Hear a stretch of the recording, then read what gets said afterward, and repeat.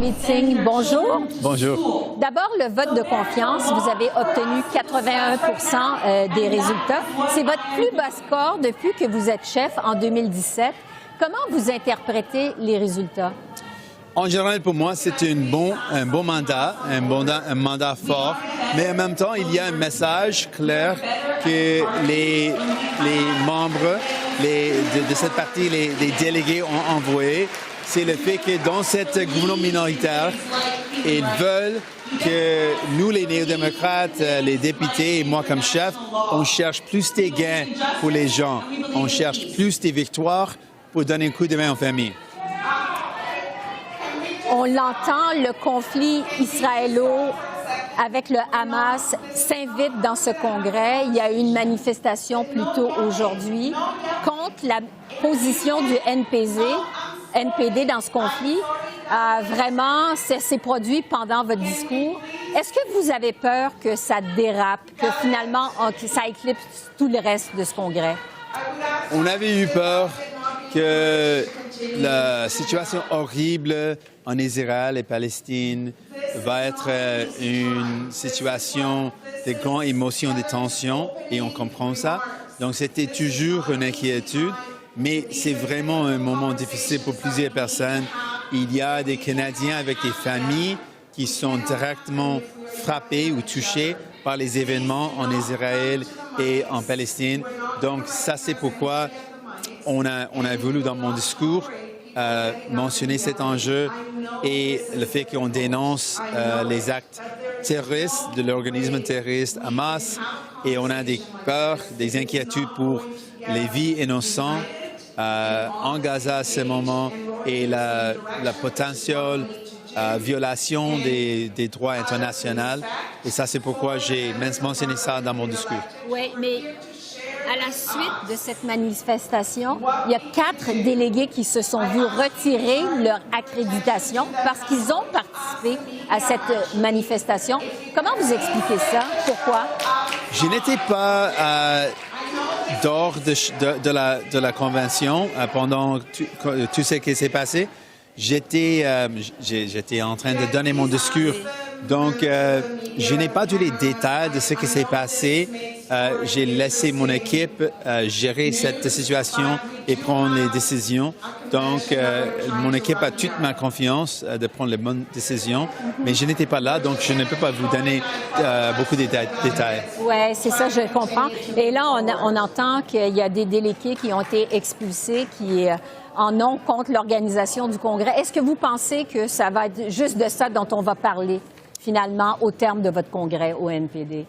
C'était l'enjeu le plus important dans le monde à ce moment, comme un enjeu imminent, horrible et sérieux.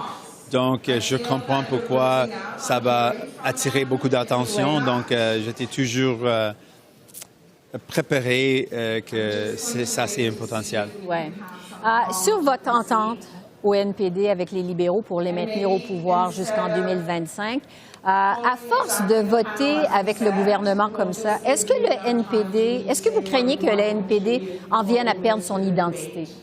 Non, pas du tout, parce que on peut montrer clairement que ce qu'on a obtenu pour les gens, c'est des choses qu'on a forcé le gouvernement de faire. Et on a beaucoup de preuves. Avec les soins dentaires, il y a 2 ans que le gouvernement a voté 2 fois contre les soins dentaires.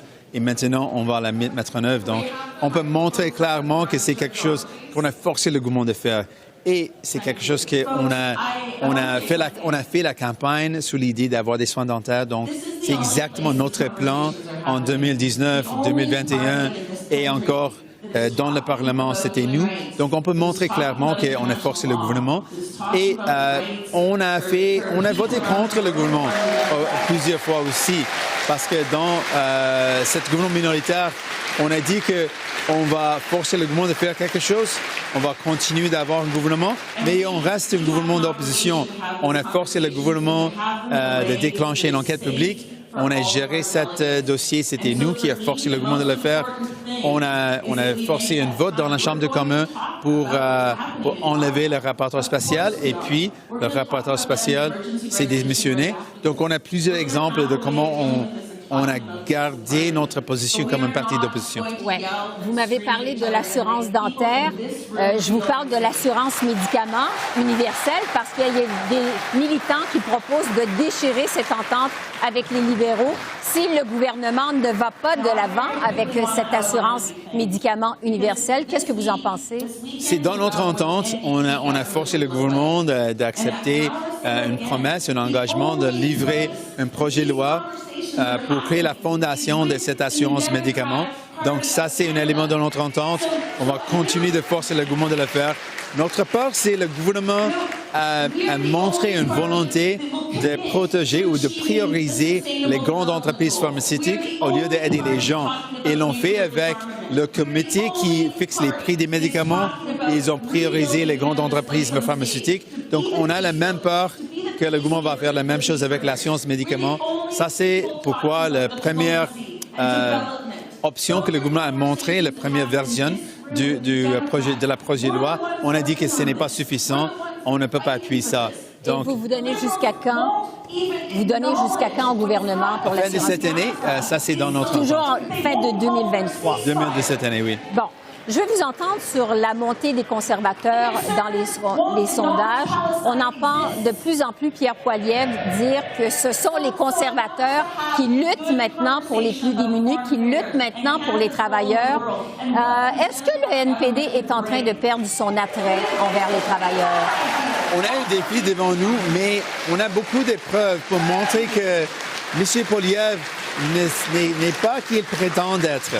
Parce que il prétend être quelqu'un qui veut combattre les élites.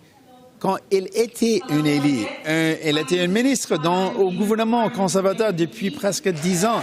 Donc, on a un bilan de quelqu'un qui dit que je veux appuyer les travailleurs, mais quand il était au pouvoir, il a proposé des projets de loi pour nuire les efforts des syndicats, des travailleurs. Il a augmenté l'âge de retraite à 67 ans. Et c'est des actes pour effectivement attaquer les travailleurs. Donc, il a un bilan et on peut montrer il n'est pas qui il prétend être. Il parle du logement, la crise du logement. Quand il était au pouvoir, il a laissé 800 000 logements abordables d'être perdus et il a favorisé les grandes entreprises de gagner plus de profits en même temps. Donc, on peut montrer qui il est pour vrai.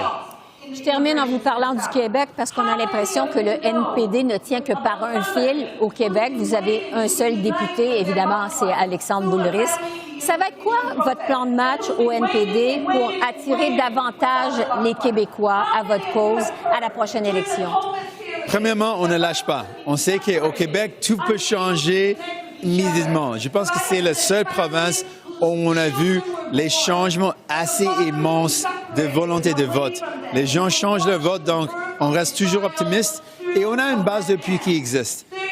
J'ai assisté à une nomination des candidats, Alexandre Boulris, mais aussi Nima Machouf, dans un comté à côté d'Alexandre, où on a eu un très nombre de votes et d'appuis. On était presque là pour défaire un ministre Guilbeault. Donc, il y a un appui qui existe. On va cibler cet appui qui existe et on doit être stratégique pour mentionner ou pour montrer comment on peut aider les Québécois. Les soins dentaires, par exemple, c'est quelque chose qui va aider des milliers et milliers de Québécois. On peut montrer que c'était nous qui l'a fait. Vous en avez contre le gouvernement de la CAQ qui refuse de reconnaître le racisme systémique. Vous êtes contre la loi 21 sur la laïcité.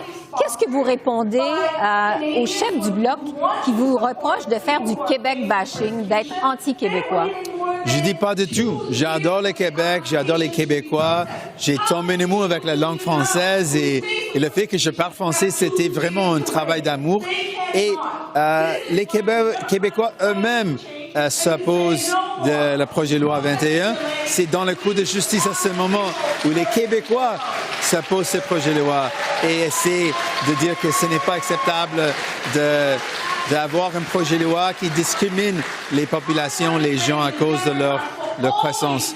Donc, il y a des Québécois qui s'opposent à ce projet de loi aussi.